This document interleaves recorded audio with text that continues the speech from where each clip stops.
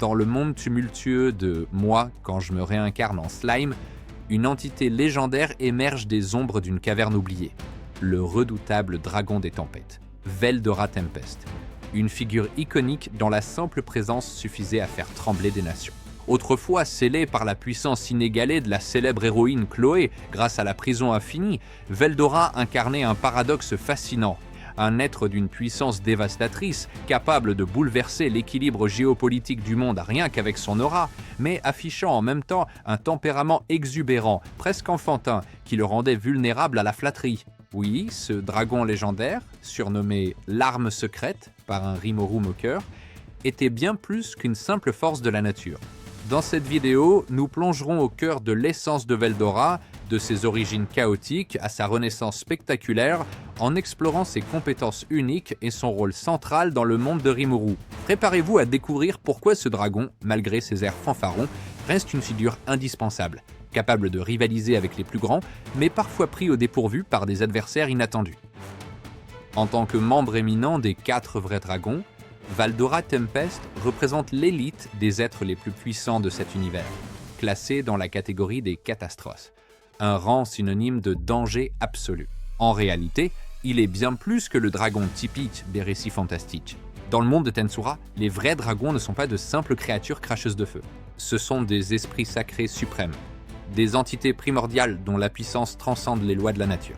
Veldora, avec sa silhouette imposante et son aura écrasante, fait partie de ces titans. Dès l'aube de sa naissance, il a semé le chaos à travers le monde, cédant à ses instincts capricieux. Des villes ravagées, des paysages remodelés par ses tempêtes dévastatrices, Veldora, surnommé le dragon maléfique par ceux qui redoutaient sa fureur, était une force de destruction pure, incapable de rester en place. Mais ce cycle de destruction et de renaissance, rendu possible parce que les vrais dragons peuvent ressusciter après l'anéantissement, a été brutalement interrompu il y a 3 siècles, lorsque la courageuse héroïne Chronoa a décidé de mettre fin à sa folie destructrice. Le déclencheur ? Une attaque dévastatrice contre une ville de l'Empire de l'Est, réduite en cendres par la fureur de Veldora. Cette catastrophe attira l'attention de Chloé. Sa mission était claire, neutraliser cette menace. Après un combat titanesque où le courage et la ruse de l'héroïne affrontèrent la puissance brute du dragon des tempêtes, Chronoa parvint à l'emprisonner grâce à la prison infinie, une compétence ultime d'une complexité terrifiante. Cette prison mystique était conçue pour drainer l'énergie de son captif, en le forçant à émettre constamment des magicules, censés affaiblir même un être aussi puissant que Veldora. Pourtant, la quantité colossale de magicules que possédait Veldora défiait toute logique. Pendant 300 ans, scellé dans une grotte au cœur de la grande forêt de Jura, il résista à l'érosion de cette prison, son aura continuant de rayonner à travers les mules de sa cellule. Même scellé, sa présence maintenait les nations voisines en état d'alerte maximale, transformant la grande forêt de Jura en un territoire intouchable où aucun monstre ni aventurier n'osait s'aventurer, de peur de réveiller cette calamité. Mais le destin, ou plutôt un certain slime, était sur le point de bouleverser ce fragile équilibre. Lorsque Rimuru Tempest, une créature aussi improbable qu'astucieuse, croisa la route de Veldora, tout changea. Dans un acte aussi audacieux qu'inattendu, Rimuru utilisa sa compétence unique prédateur, qui évolua ensuite en glutonnerie, pour dévorer Veldora et la prison éternelle. Dans l'estomac de Rimuru, Veldora, loin d'être anéantie, trouva un allié inattendu. Grâce à la compétence unique de Rimuru, grand sage, qui analysait patiemment la prison infinie, Veldora commençait à entrevoir une lueur d'espoir. La disparition soudaine de son aura de la grande forêt de Jura provoqua une onde de choc à travers le monde. Les nations qui avaient bâti leur stratégie sur la crainte de ce dragon furent déstabilisées, certaines y voyant une opportunité, d'autres une menace imminente. L'évolution de Rimuru en véritable seigneur démon marqua un tournant décisif. Son grand sage évolua en la redoutable compétence ultime, Raphaël, seigneur de la sagesse, capable d'analyse d'une précision inégalée. Grâce à ce pouvoir, l'analyse de la prison infinie s'accéléra, permettant non seulement l'évasion de Veldora, mais lui offrant également un cadeau inestimable, la compétence ultime, Faust, loi de l'investigation. Cette compétence, octroyée par Rimuru, renforça les capacités d'analyse de Veldora, lui donnant une maîtrise sans précédent de ses propres pouvoirs. Libéré de sa prison, Veldora n'a pas seulement retrouvé sa liberté. Il a obtenu un corps physique façonné par le pouvoir de Rimuru. Sous cette nouvelle apparence, un homme à la peau bronzée et aux cheveux dorés, d'une beauté presque insolente, Veldora est devenu une figure charismatique, à la fois imposante et étrangement accessible. Mais qui est vraiment Veldora Tempest?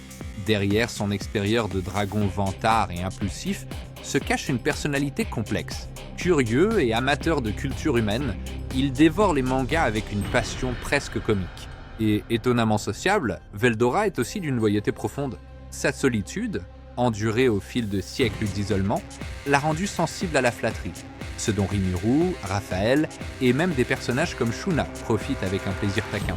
Après avoir retrouvé un corps, Veldora s'est temporairement installée chez Rimuru, passant ses journées à lire des mangas au point d'être affectueusement nommé le paresseux, un clin d'œil à son oisiveté passagère. Mais cette période de farniente n'a pas duré longtemps. Rimuru, toujours aussi stratège, a trouvé le rôle parfait pour son ami dragon, gardien de l'étage le plus profond du labyrinthe, le donjon chef-d'œuvre créé par le seigneur démon Ramirez. Ce labyrinthe, un monde miniature, façonné par la compétence unique de Ramirez, Petit Monde, est un chef-d'œuvre d'ingéniosité. Ses couloirs sinueux, ses pièges ingénieux et ses innombrables étages en font une forteresse imprenable. Au 100e et dernier étage se trouve Veldora, non seulement en tant que boss final, mais aussi comme présence stratégique. Ce niveau, en plus d'être le théâtre de combats épiques, abrite le quartier général militaire de la nation de Rimuru, véritable centre névralgique de la planification stratégique. La présence de Veldora à cet endroit n'est pas un hasard. Son pouvoir dissuasif garantit la sécurité du labyrinthe, tout en tirant parti de son charisme et de sa perspicacité stratégique, affinée au fil des siècles à observer le monde. L'évolution de Veldora va bien au-delà de son apparence ou ses capacités. Sous l'influence de Rimuru, sa vision de l'existence a changé. Autrefois, il considérait la mort comme un simple désagrément, convaincu qu'il renaîtrait ailleurs comme tout véritable dragon. Mais en vivant avec Rimuru et en observant ses actions depuis l'intérieur de l'estomac, aux côtés de l'esprit du feu, Ifrit, Veldora a commencé à voir les choses autrement. Sa vision, autrefois dominée par une destruction instinctive, a gagné en profondeur, marquée par une loyauté indéfectible envers son ami Slime. Cette transformation subtile mais profonde fait de Veldora bien plus qu'un simple dragon destructeur. Il est un allié, un stratège et une présence qui continue de remodeler l'équilibre du monde. L'essence même des véritables dragons, ces êtres primordiaux qui transcendent les lois de la nature, repose sur une caractéristique fascinante, leur capacité à renaître sans fin, portant la même âme immortelle à travers chaque cycle de destruction et de résurrection. Veldora Tempest, le dragon des tempêtes, incarnait parfaitement cette vérité. Autrefois, il considérait la mort comme une simple formalité, un désagrément temporaire avant de réapparaître dans le monde. Cette vision presque désinvolte a façonné sa compréhension des autres créatures, des existences éphémères, incapables d'égaler l'héritage durable des véritables dragons.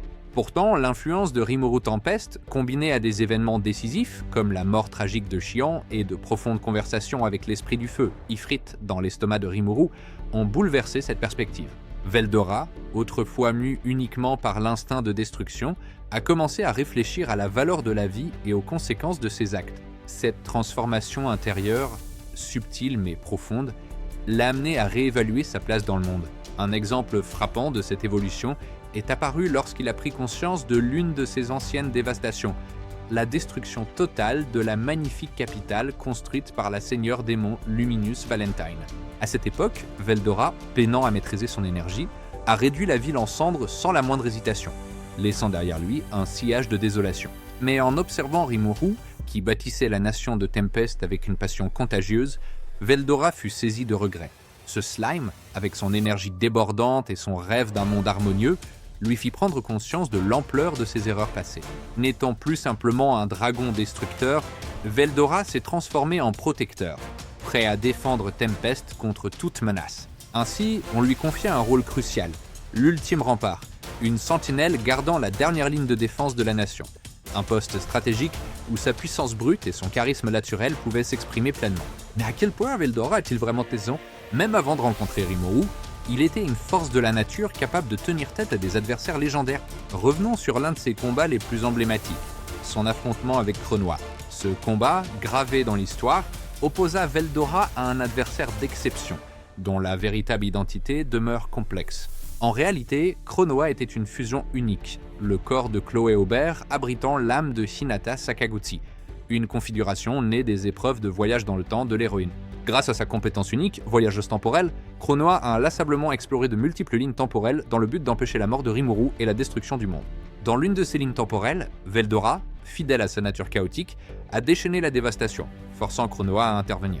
L'affrontement fut titanesque, D'un côté, un dragon déchaîné, dont la simple présence ébranlait les fondations du monde.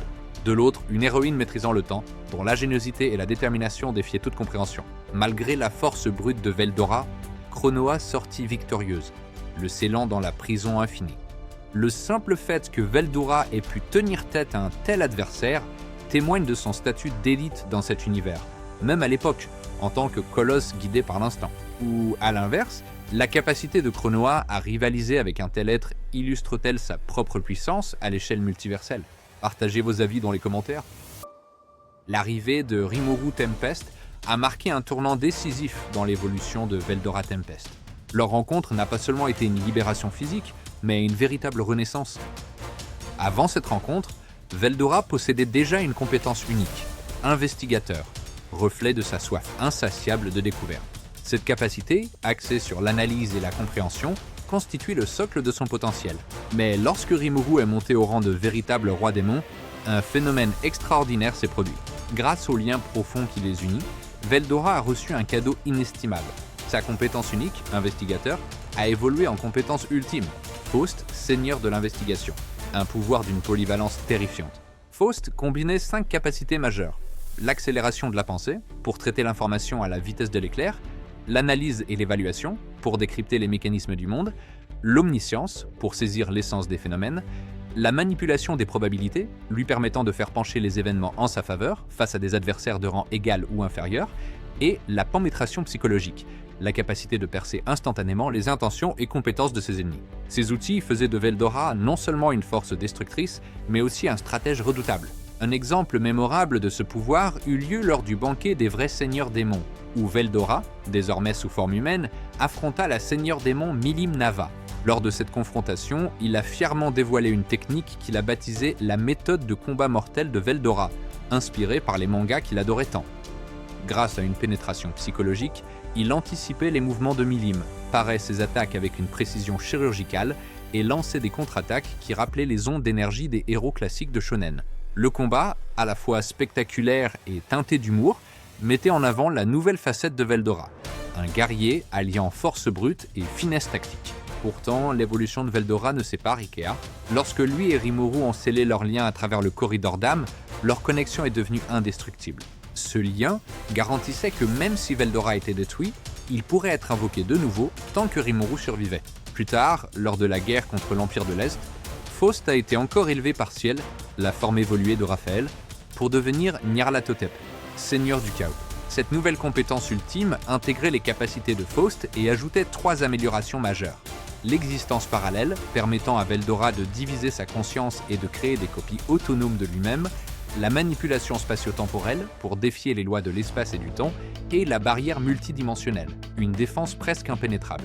Grâce à l'existence parallèle, Veldora pouvait théoriquement déployer plusieurs versions de lui-même, tout aussi redoutables, transformant n'importe quel affrontement en cauchemar pour ses adversaires. Partagée avec sa sœur Velgrand, cette capacité faisait de lui une menace stratégique sans égale. Pour les ennemis de Tempest, affronter Veldora revenait à entrer dans un cycle sans fin. Même s'il le vainquait, Rimuru pouvait le ressusciter, rendant toute victoire illusoire. L'apogée de la puissance de Veldora s'est manifestée lors d'un affrontement légendaire contre le seigneur démon Dagruel, un titan parmi les véritables seigneurs démons. Ce duel mythique vit Dagruel renforcé par la fusion avec ses frères pour devenir Ashura, atteindre des niveaux de puissance inimaginables. Face à lui, Veldora déchaîna toute sa fureur. Leur premier choc fut cataclysmique. L'onde de choc anéantit les barrières magiques protégeant la sainte capitale de Luminous Valentine, vaporisant en un instant les défenses des intrus et les remparts mystiques. Le champ de bataille ravagé par leur affrontement devint un théâtre de chaos si intense que même une figure aussi puissante que Luminous Valentine n'osa pas intervenir.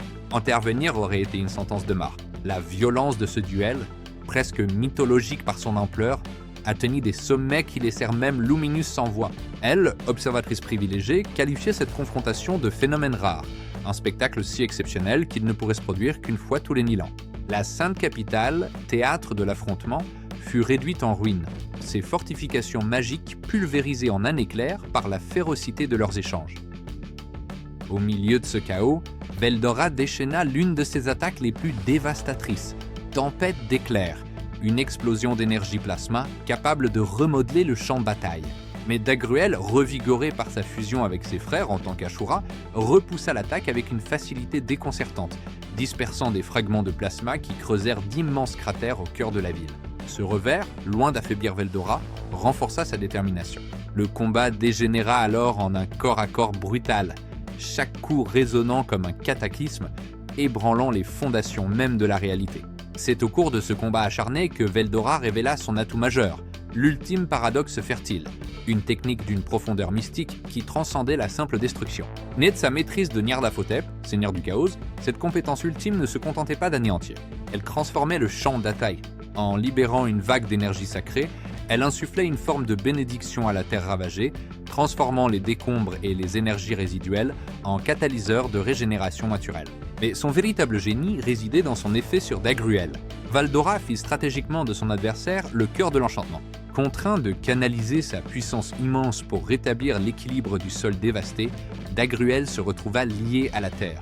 Cette contrainte, inaltérable en raison même de la nature de la compétence, plongea Dagruel dans un profond sommeil de plusieurs siècles, voire de plusieurs millénaires, absorbé par la terre. C'était bien plus qu'une victoire. C'était une démonstration stratégique magistrale. Veldora mit fin à un duel historique avec élégance et dévastation. Pour la première fois, là où les affrontements précédents s'étaient soldés par des égalités, Veldora triompha, marquant un tournant décisif dans leur rivalité. Comment alors situer Veldora Tempest sur l'échiquier cosmique du pouvoir dans cet univers ? Un autre nom revient souvent dans cette discussion, Diablo, le démon primordial au service de Rimuru Tempest.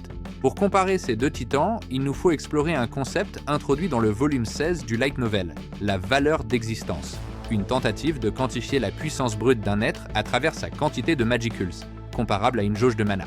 Bien que l'auteur reconnaisse les imperfections de ce système, il offre un aperçu fascinant de la hiérarchie des puissances. À cette époque, Diablo affichait une valeur de 6 666 666 EP, un score indéniablement symbolique et suspect, parfaitement adapté à sa nature démoniaque, clairement conçu pour l'effet dramatique plutôt que pour l'exactitude. Plus tard, le volume 21 a confirmé que Diablo, décrit comme un monstre capable de manipuler ses propres données, pouvait rivaliser avec des adversaires bien au-delà de son score apparent. Mais Veldora Tempest joue dans une toute autre catégorie.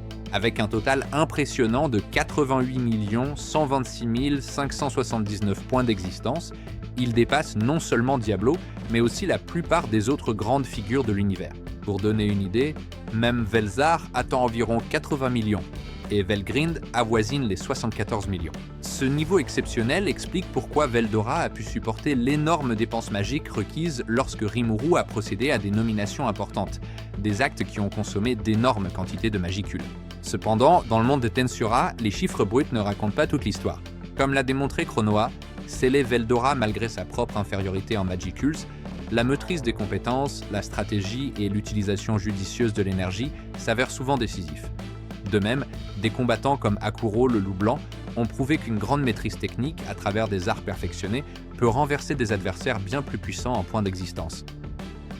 Diablo excelle dans l'utilisation des arts magiques, des techniques qui combinent savoir, précision et pouvoir mystique, potentiellement suffisantes pour défier Veldora dans certains scénarios. Cependant, un détail crucial fait pencher la balance. Même Diablo et ses peurs ont été submergés par la magie dévastatrice de Milim, ce qui indique une barrière apparemment infranchissable entre les êtres ordinaires et les véritables dragons. En tant que membre de cette race d'élite, Veldora bénéficie d'un avantage racial écrasant. Même Milim, qui n'a hérité que partiellement de cette lignée, atteint environ 100 millions de points d'énergie, ce qui met en évidence l'écart colossal entre les véritables dragons et le reste. Leur supériorité ne se limite pas seulement aux magicules. Leur force physique, leur résistance et leur capacité à renaître en conservant leur personnalité et leurs souvenirs font d'eux des êtres quasi invincibles. En somme, Veldora Tempest incarne à lui seul l'essence même de la suprématie raciale. Sa force brute, combinée à une intelligence stratégique aiguisée par ses compétences ultimes, le place au sommet de la hiérarchie. Qu'il affronte Dagruel, qu'il a vaincu grâce à une ruse mystique, ou qu'il s'oppose hypothétiquement à Diablo, Veldora reste une force de la nature, un dragon dont la simple existence redéfinit les règles du jeu. Au sein du panthéon des entités surpuissantes de Tensura, comparer Veldora et Diablo suscite des débats enflammés. Diablo, en tant que l'un des démons primordiaux, porte le poids d'une existence millénaire, une longévité qui rivalise presque avec celle des véritables dragons, à une exception notable près, le frère aîné de Veldora, Veldanava, le dragon roi des étoiles, dont l'âge dépasse même celui de Diablo. Pour les démons, la longévité est un atout majeur. Le temps vécu se traduit directement en puissance. Ayant traversé plusieurs millénaires, Diablo a forgé une force colossale, renforcée par une légion de subordonnés démoniaques redoutables. Comme Veldora, il bénéficie d'une forme de quasi-immortalité. S'il est vaincu par un adversaire auquel il a juré fidélité, il peut renaître intact et prêt à se battre à nouveau. Cette résilience, alliée à son intelligence machiavélique et à sa maîtrise des arts magiques, fait de Diablo un adversaire d'une dangerosité extraordinaire. Cependant, malgré ses atouts, l'équilibre penche en faveur de Veldora lorsqu'on examine les différences fondamentales entre leurs espèces. Les vrais dragons, avec leur quantité astronomique de magicules, dominent grâce à une présence physique et une endurance inégalées. L'écart en points d'existence, environ 88 millions pour Veldora contre une estimation de 30 millions pour Diablo, reflète une différence de puissance brute difficile à combler. Si Diablo affrontait Dagruel, l'adversaire titanesque que Veldora a vaincu, il serait peu probable qu'il puisse reproduire la victoire éclatante de Veldora. La puissance physique de Veldora, renforcée par sa compétence ultime Nyarlathotep, seigneur du chaos, et en particulier sa capacité à manipuler la probabilité, rend une victoire rapide de Diablo quasiment impossible. Même si Diablo exploitait les arts magiques pour contourner l'écart de magicule, la capacité de Veldora à influer sur le cours des événements en sa faveur demeure un obstacle redoutable. Cela dit, un scénario intrigant mérite d'être mentionné. L'implication potentielle de la compétence ultime de Rimuru Tempest, effondrement du néant. Si Diablo venait à manier ce pouvoir, son niveau pourrait théoriquement égaler, voire dépasser celui de Veldora. Mais ouvrir cette boîte de Pandore conduit à des paradoxes. Si Veldora lui-même utilisait l'effondrement du néant, les résultats seraient tout aussi imprévisibles.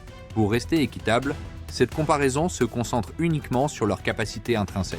L'évolution de Veldora, passant d'un dragon impulsif et semeur de chaos à un stratège maniant une technique raffinée, consolide son avantage. Ses magicules colossaux, alliés à la précision tactique conférée par Nyarlathotep, font de lui une force presque insurmontable, même pour un adversaire aussi redoutable que Diablo. Mais même un être aussi puissant que Veldora a des faiblesses, ou plutôt des peurs.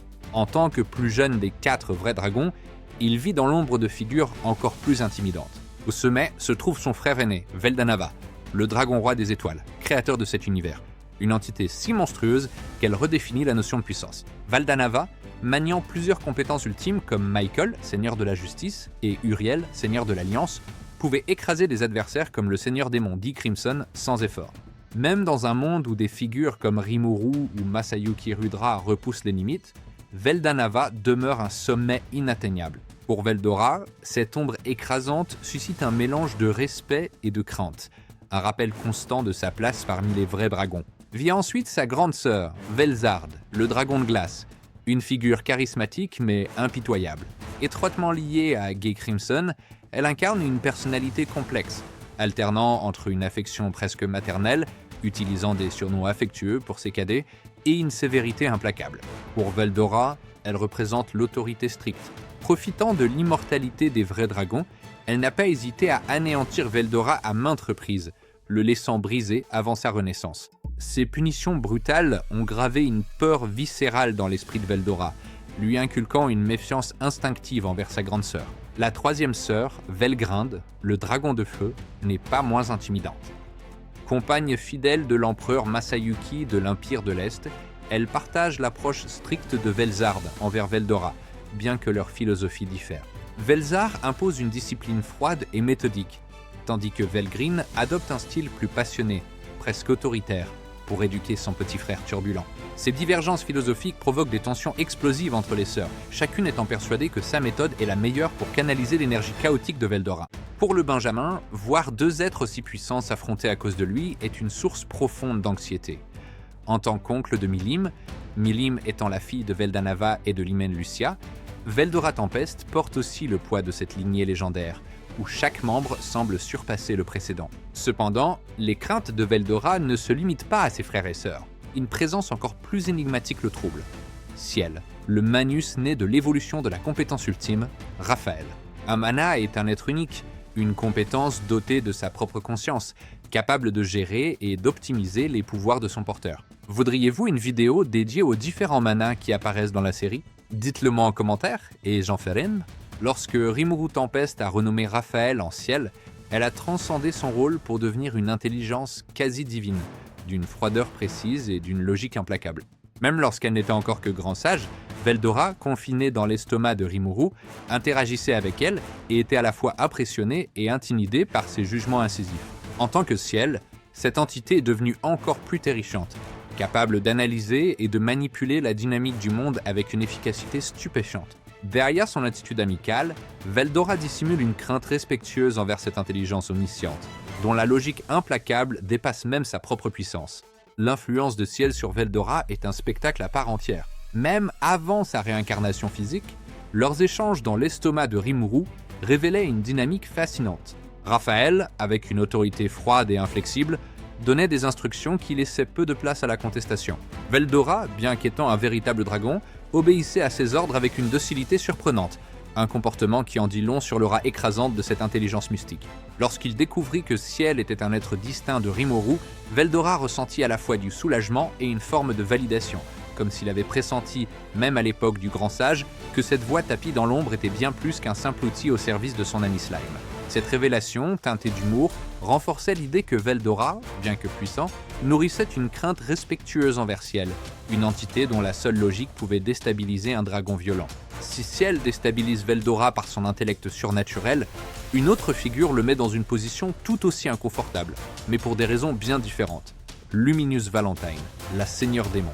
Leur relation, marquée par un passé tumultueux, mêle tension, malentendus et une étrange tentative de rédemption. Il y a des siècles, Veldora, dans un élan classique de destruction, a réduit en cendres la splendide capitale de Lumineuse, un acte qui a gravé une rancune tenace dans le cœur de la seigneur démon. Depuis lors, elle n'a jamais manqué une occasion de lui faire payer, et Veldora, malgré sa puissance, perd souvent complètement son sang-froid face à sa colère. Cette faiblesse devient presque comique lorsqu'il tente maladroitement de se racheter, que ce soit en mémorisant son nom avec une précision exagérée, en révélant malheureusement son identité de seigneur démon lors d'une conversation, ou en provoquant une bagarre de festival pour une broutille à un stand. Veldora semble exceller dans l'art d'attiser involontairement la colère de Luminos. À chaque explosion de colère, il se replie sur lui-même, incapable de riposter face à la fureur de la vampire. Un épisode particulièrement mémorable illustre bien cette dynamique. Lors d'une confrontation où Lumineuse, furieuse, découvrit que son statut de seigneur démon avait été révélé, elle déchaîna sur Veldora son Embrace Drain, une technique aussi cruelle qu'efficace, infligeant une douleur insupportable directement à son âme. Submergée par la souffrance, Veldora ne put rien faire d'autre qu'endurer, son arrogance habituelle balayée par l'intensité de l'attaque. Pourtant, derrière sa colère, Luminous semble percevoir l'évolution de Veldora. Influencé par Rimuru, il a appris à écouter, à réfléchir et à se soucier des autres. Une transformation qui adoucit, même légèrement, l'opinion de la seigneur démon à son égard. Son indulgence est renforcée par l'admiration qu'elle porte à Rimuru, qui a protégé des êtres qui lui sont chers, comme Chloé et Hinata. Par extension, Veldora, en tant qu'allié fidèle de Rimuru, a gagné un certain capital sympathie, même si son surnom, Lézard, reste une insulte affectueuse dans la bouche de Lumineuse. Un moment clé dans leur dynamique s'est produit lors de la bataille légendaire contre Dagruel. Alors que Luminos se retrouvait acculé par la puissance écrasante du colossal seigneur démon, l'image de Veldora lui a traversé l'esprit. Dans un mélange d'incrédulité et d'amusement, elle tenta de chasser cette idée, refusant d'admettre qu'un lézard puisse être sa planche de salut. Pourtant, alors que Dagruel s'apprêtait à porter un coup fatal, dans un monde figé où le temps s'était arrêté, Veldora fit son apparition avec une précision théâtrale et bloqua de justesse l'attaque. Ce sauvetage héroïque, bien que spectaculaire, ne fait pas pleinement apprécié par Luminos, car Veldora, fidèle à sa nature théâtrale, exigea que Dagruel lève l'arrêt du temps afin que son acte de bravoure soit dûment reconnu. Malheureusement pour lui, Lumineuse Valentine, encore consciente même dans cet espace temporel figé, entendit cette demande vaniteuse. Rouge de colère, elle jura de régler ses comptes avec ce fichu lézard une fois la bataille terminée. Pourtant, derrière ces menaces, on pouvait ressentir une sincère reconnaissance. Veldora Tempest, malgré sa maladresse, avait risqué sa vie pour la protéger, un geste qui n'était pas passé inaperçu. L'évolution de Veldora, passant de dragon destructeur à allié fiable, est indéniable. Cependant, son incapacité chronique à gagner la faveur de Luminos semble être un trait immuable de sa personnalité.